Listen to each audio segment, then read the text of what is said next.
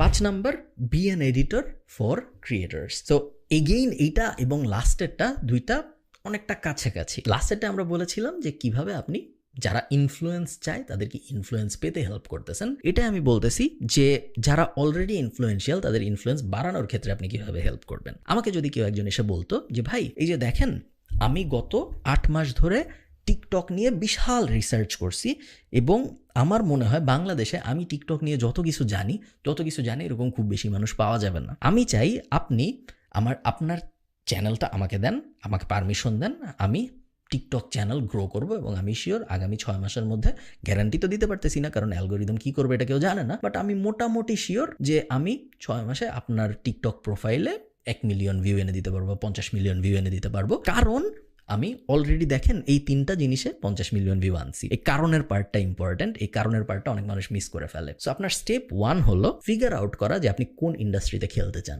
TikTok আমি just একটা example হিসেবে বলতেছি, টিকটক হইতে হবে জরুরি না, যে কোনো প্ল্যাটফর্ম হইতে পারে। কোন ইন্ডাস্ট্রিতে আপনি খেলতে চান এটা ফার্স্ট আইডেন্টিফাই করা। সেকেন্ড, ওই ইন্ডাস্ট্রিতে নিজের কিছু এক্সাম্পল রেডি করা। আপনি ডাইরেক্ট এসে আরেকজনকে বলতে পারেন না যে ভাই তোমার কাজ আমি এখন থেকে করবো, তোমার কাজ দিয়ে আমি শিখবো যে আসলে আমি যা যা থিওরি পড়ছি তা হয় নাকি। এরকম হলে হবে না। আপনার এক্সাম্পল দেখাইতে হবে যে এই ইনস্টাগ্রাম পেজটা 0 থেকে 10 মিলিয়নে বা 2 মিলিয়নে বা 50,000 সাবস্ক্রাইবারে আমি নিয়ে আসছি গত 6 মাসের ভিতরে, এবং এই 10টা স্ট্র্যাটেজি আমি ইউজ করছি এই 50,000-এর মধ্যে আসতে। এই কারণে তোমারটা আমাকে দেওয়া উচিত, কারণ যেহেতু আমি এই 10টা স্ট্র্যাটেজি ইউজ করে এই ইনস্টাগ্রামকে 0 থেকে 50,000 ফলোয়ারে আনতে পারছি, এই কারণে এই সেম 10টা স্ট্র্যাটেজি ইউজ করে তোমার অ্যাকাউন্টকেও আমি 0 থেকে 1 লাখ ফলোয়ারে নিতে পারবো। এই ফরম্যাটটা ইম্পর্টেন্ট। সেই ফরম্যাটটা ফিগার আউট করে আপনি যদি কাজ করা শুরু করেন, again this can be a very cool business for students.